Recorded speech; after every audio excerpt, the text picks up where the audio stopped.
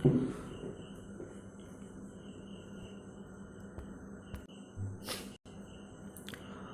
आप सभी का स्वागत है टीचिंग बाय आर के माथुर यूट्यूब चैनल पर। शुरुआत करेंगे आज का क्लास। इससे पहले यदि आप पहली बार विजिट कर रहे हैं इस चैनल पर तो फटाफट वीडियो को like and share and subscribe कर लीजिए। चलिए क्लास को स्टार्ट कर देते हैं। झारखंड महिला सुपरवाइज़र एग्ज़ाम की जो भी तैयारी कर रहे हैं, लेडी सुपरवाइज़र एग्ज़ाम, ये वो झारखंड की कोई भी एग्ज़ाम का तैयारी कर रहे हैं तो काफ़ी इम्पोर्टेंट है। इसमें हम लोग पेपर 3 झारखंड जी के देखने वाले हैं। सभी प्रश्न जो है महत्वपूर्ण है आपके एग्ज़ाम के लिए, और ये टारगेट एग्ज़ाम तक चलेगा। लगातार आप लोगों को पार्ट बाय पार्ट वीडियोज़ मिलते रहेगा, ठीक है। और जैसे कि ये जो है पार्ट है, ये पार्ट 9 है। 1 से लेके 8 तक यदि आप झारखंड जीके का MCQ नहीं देखे हैं तो प्लेलिस्ट में जाके, इसी चैनल के प्लेलिस्ट में जाके आप देख सकते हैं, ठीक है।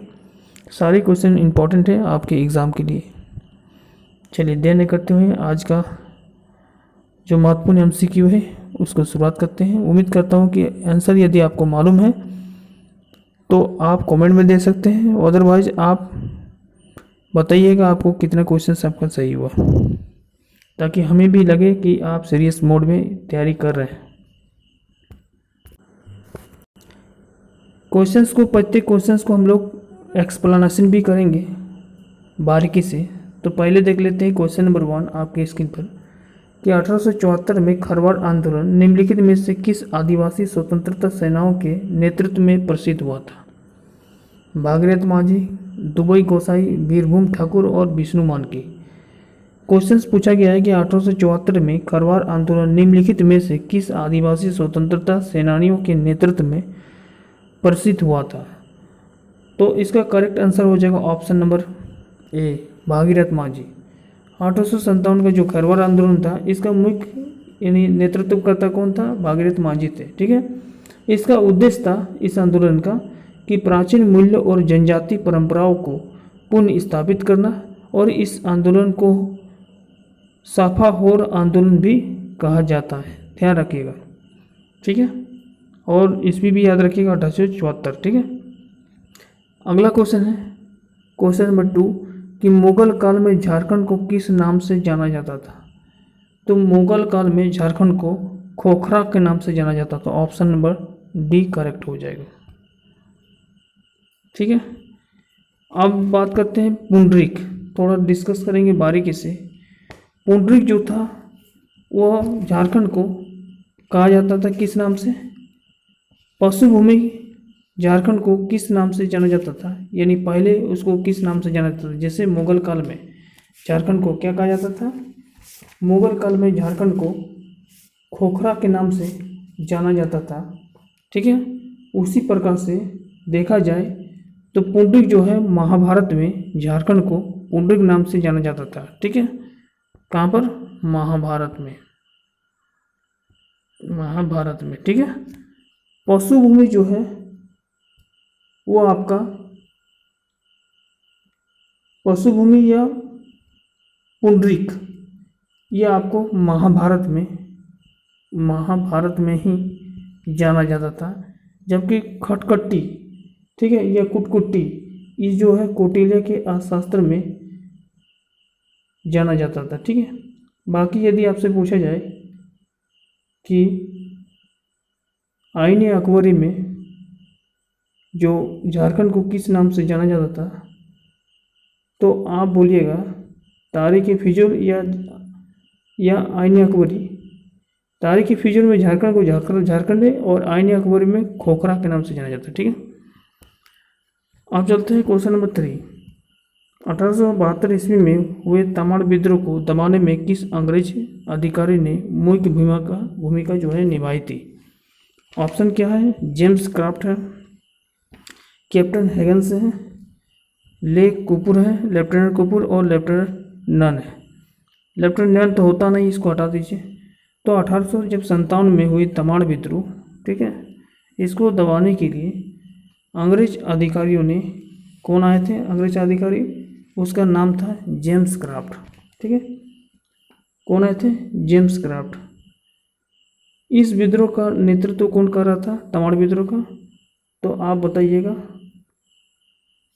ठाकुर भोलानाथ सिंह। ठीक है, और तमाड़ विद्रोह कब हुआ था? 1872 में। ठीक है, चलिए क्वेश्चन नंबर नेक्स्ट देते हैं 4। सिंहभूम में 1857 के विद्रोह तक का नेतृत्व किसने किया था? सिंहभूम में पूछा जा रहा है कि 1857 का जो विद्रोह हुआ था उसका नेतृत्व कौन कर रहा था? तो इसका आंसर हो जाएगा option number C, Arjun Singh ने। थोड़ा डिटेल्स जानते हैं कि सिंहभूम में 1857 का जो विद्रोह हुआ था उसका नेतृत्व अर्जुन सिंह ने कर रहा था। इसके अलावा भगवान सिंह, रामनाथ सिंह ने भी सिंहभूम में विद्रोह का नेतृत्व किया। ठीक है, आगे जो है क्वेश्चन नंबर 5 में कि महान क्रांतिकारी अरविंद घोष और वीरेंद्र घोष के नाना राज, है ना, फिर से रिपीट कर रहे हैं कि महान क्रांतिकारी अरविंद घोष एवं वीरेंद्र घोष के नाना राज नारायण बसु, उसके क्या नाम था? वीरेंद्र घोष या अरविंद घोष के नाना राज्य जो था वो नारायण बसु कहाँ के रहने वाले थे? क्वेश्चन पूछा गया है, रांची के, जमशेदपुर के, पलामू के या देवघर के? तो क्वेश्चन नंबर 5 का आंसर हो जाएगा ऑप्शन नंबर डी। ठीक है, देवघर के रहने वाले थे।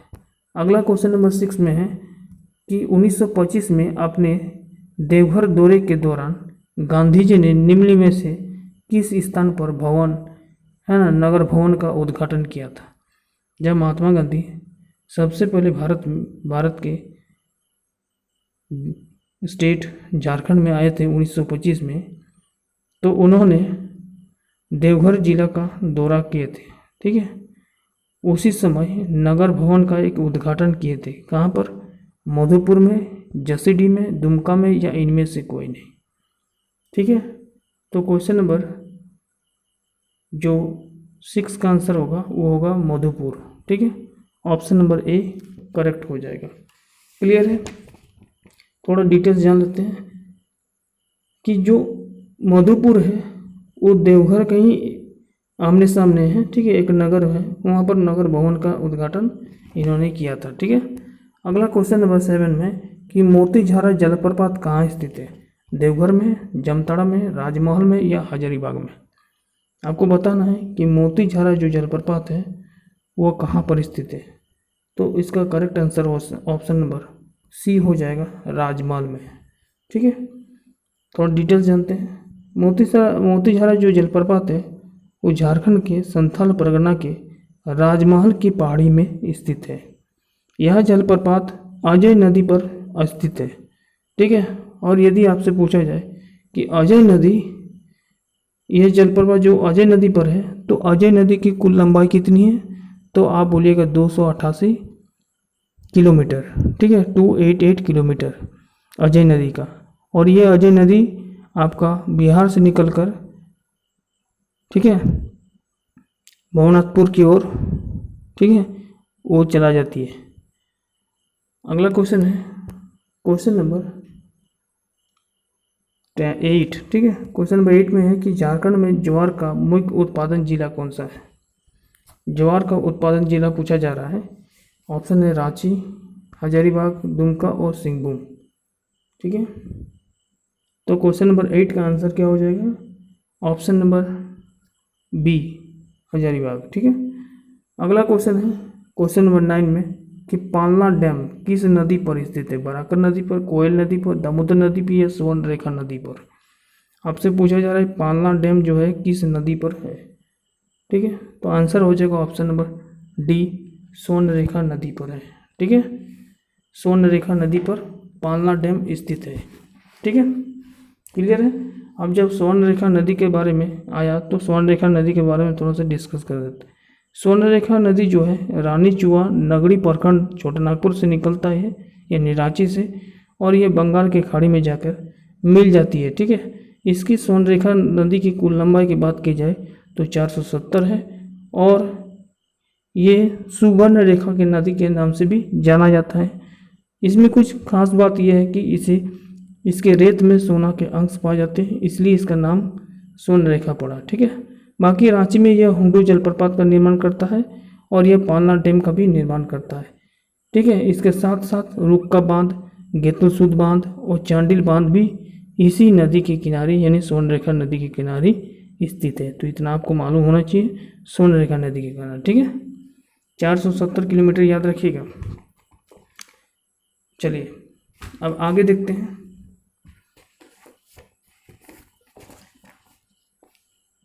अगला क्वेश्चन है क्वेश्चन नंबर नेक्स्ट है क्वेश्चन नंबर 10। उत्तरी कोयल किसकी सहायक नदी है? दामोदर, स्वर्णरेखा, सोन और अजय नदी की। उत्तरी कोयल जो है किसकी सहायक नदी है? तो ऑप्शन नंबर हो जाएगा सी, सोन नदी की। सोन नदी की सहायक नदी कौन सी है? उत्तरी कोयल है, ठीक है। अब यदि बात की जाए उत्तरी कोयल सहायक नदी सोन, तो सोन नदी का यदि देखा जाए तो इसका टोटल किलोमीटर में 784 किलोमीटर इसका है कुल लंबाई। किसकी लंबाई? सोन नदी की। ये मैकाल पर्वत अमरकंटक पहाड़ से निकलकर गंगा नदी दानापुर के पास यानी पटना के पास गंगा नदी है वहाँ पर मिल जाती है, ठीक है। और ये जो है अन्य नाम से भी जाना जाता है जिस सोन नदी, जैसे सोनभद्रा, हिरणबाहा नदी के नाम से जाना जाता है। ये झारखंड की एकमात्र सदा नीरा नदी है। कौन सी नदी? सोन नदी, ठीक है। बाकी नदियों को रिलेटेड क्वेश्चन हमने अपलोड कर दिया हूँ, प्लेलिस्ट में जाके डिटेल्स देख सकते हैं। क्वेश्चन नंबर 11 है, ठीक है।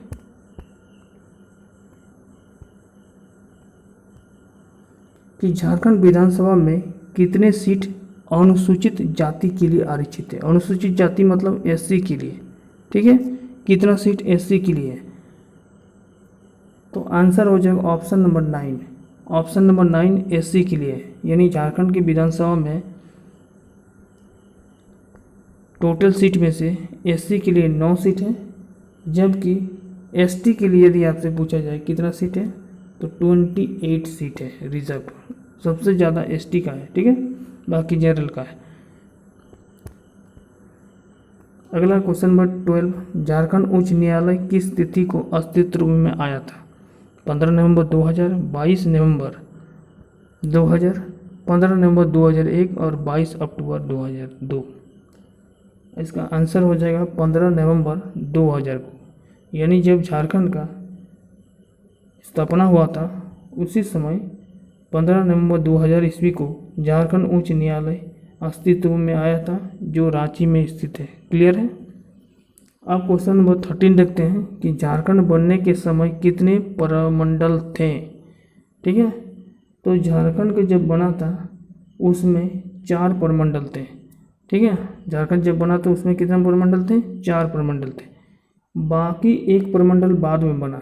ठीक है, बाद में एक, वर्तमान में अभी देखा जाए तो 5 प्रमंडल है। कितने प्रमंडल में? वर्तमान में 5 प्रमंडल में। ठीक है, 5 प्रमंडल है अभी रिसेंट। ठीक है, तो एक प्रमंडल जो बना था वो कौन सा बना था? यदि आपको मालूम है तो कमेंट में जरूर दीजिएगा आंसर। ठीक है, अगला देखते हैं क्वेश्चन नंबर 14 में कि महाधिवक्ता की योग्यता किस अदालत के न्यायाधीश के बराबर होना चाहिए? ठीक है, उच्च न्यायालय के या उच्चतम न्यायालय के या निम्न अदालत के या इनमें से कोई नहीं। तो महाधिवक्ता जो होता है उसकी योग्यता जो होता है वह उच्च न्यायालय के न्यायाधीश के बराबर उसका क्वालिफिकेशन होना चाहिए। ठीक है, थोड़ा डिटेल्स देखते हैं महाधिवक्ता क्या होता है। तो देखिए, महाधिवक्ता की योग्यता जो होता है वह उच्च न्यायालय के न्यायाधीश के बराबर होना चाहिए। अनुच्छेद 165 के अनुसार देखा जाए तो प्रत्येक राज्य का एक महाधिवक्ता होना चाहिए। यानी झारखंड में देखा जाए, भारत में देखा जाए तो टोटल 28 राज्यों में प्रत्येक राज्य में एक अधिवक्ता होगा, जो भारत के महान्यायवादी के समान राज्य का सबसे बड़ा विधि अधिकारी होता है। इसको भी याद रखिएगा। ठीक है, अगला देखिए क्वेश्चन नंबर 15। झारखंड में कुल कितने मान्य अनुसूचित जनजाति है? अनुसूचित जनजाति मतलब एसटी के बारे में बात किया जा रहा है। ठीक है, कितना मान्य है? आंसर आप मारिएगा। आंसर है ऑप्शन नंबर 20 गलत हो गया, 25 भी गलत होगा। ऑप्शन नंबर यहाँ पर डी हो जाएगा करेक्ट। ठीक है, थोड़ा डिटेल समझते हैं कि झारखंड के मुख्य रूप से देखा जाए तो अनुसूचित जाति लिखा गया है ना, यहाँ पर अनुसूचित जनजाति लिखा है ना एसटी, तो 32। ऐसे यदि देखा जाए तो झारखंड में कितनी प्रकार की जनजाति पाई जाती है, तो 33। पहले 32 पाई जाती थी, अभी पुराण को जोड़ा गया तो 33 हो गया। ठीक है, जिसमें इसमें 8 जनजाति आदिम का और 24 जनजाति आपको पाया जाता है बाकी एसटी का। ठीक है, यानी एसटी में यदि पूछा जाए तो 24 हो जाएगा। ठीक है, इसमें कुल होगा आपका से कुल यदि पूछा जाए तो होगा आपका 32, और एक जोड़ गया नया, यानी अभी कितना हो गया 33 हो गया। एक नया क्या जोड़ा है पुराण, इसको याद रखिएगा। और एसटी में कितना हो गया 24 जनजाति है।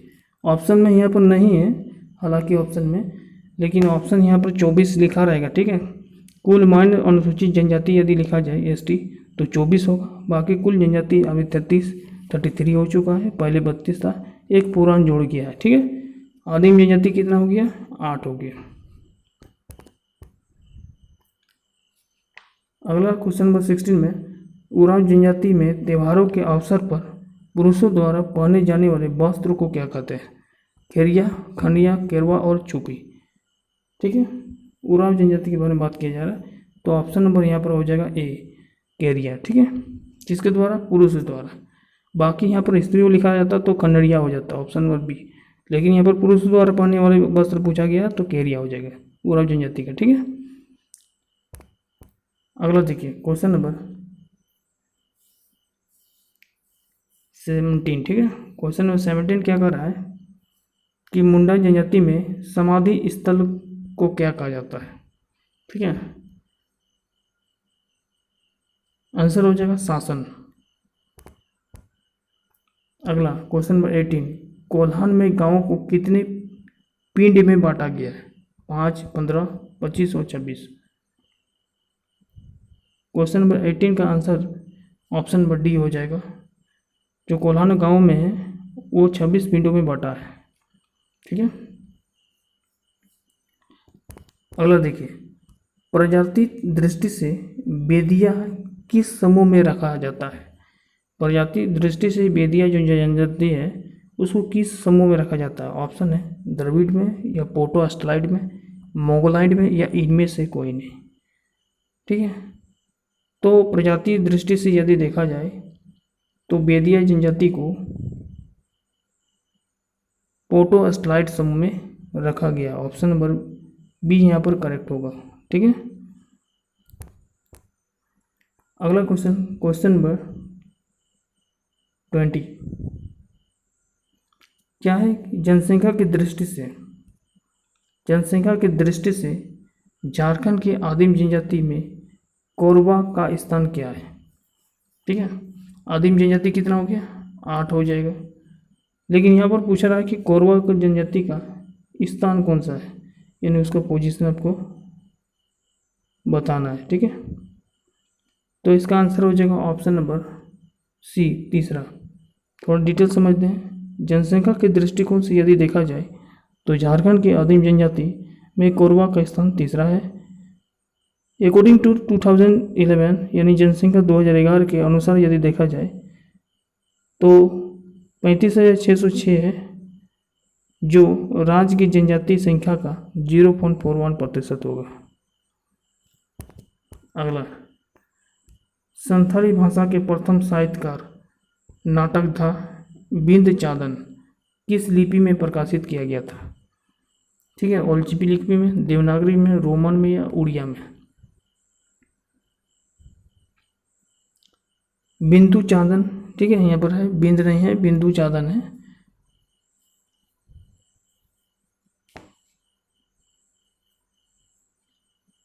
तो क्वेश्चन नंबर 21 का आंसर क्या हो जाएगा,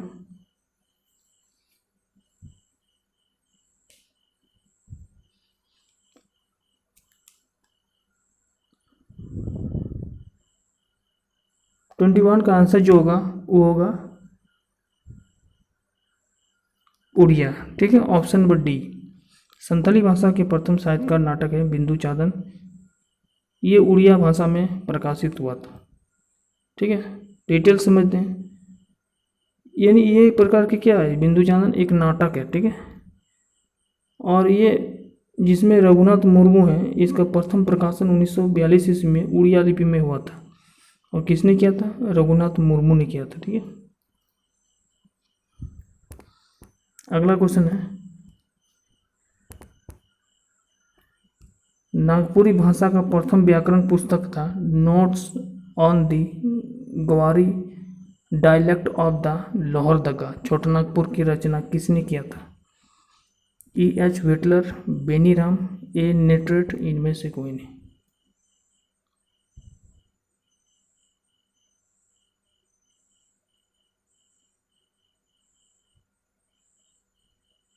क्या हो जाएगा इसका आंसर?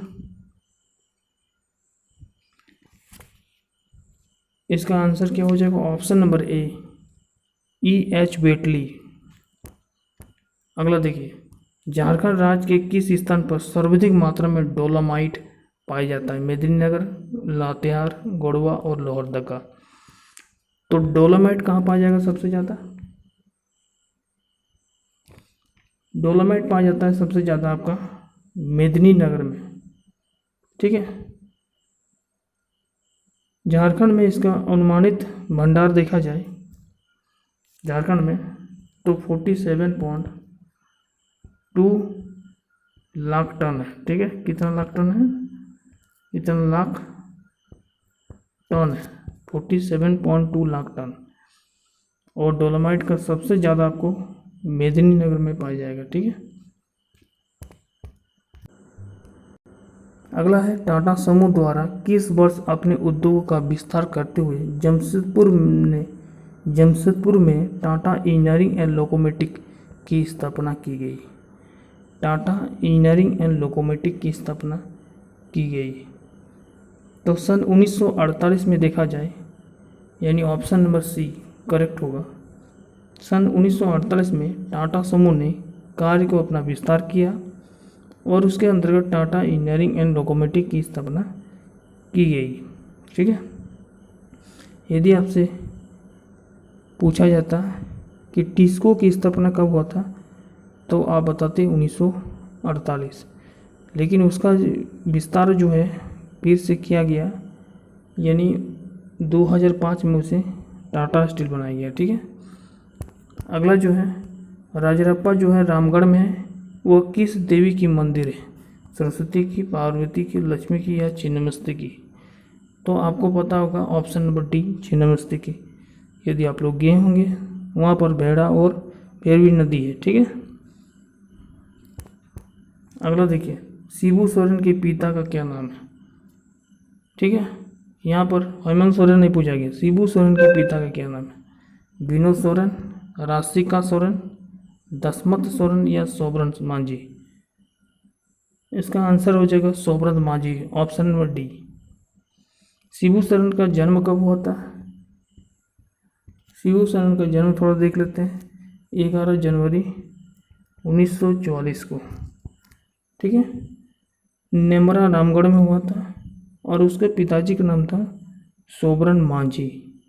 ठीक है, अगला जो है, मशहूर अंतर्राष्ट्रीय कथक नृत्यगान उल्का सिंह, क्या नाम है? उल्का सिंह। मशहूर अंतर्राष्ट्रीय कथक नृत्यगान है जिसका नाम है उल्का सिंह, का संबंध किससे है?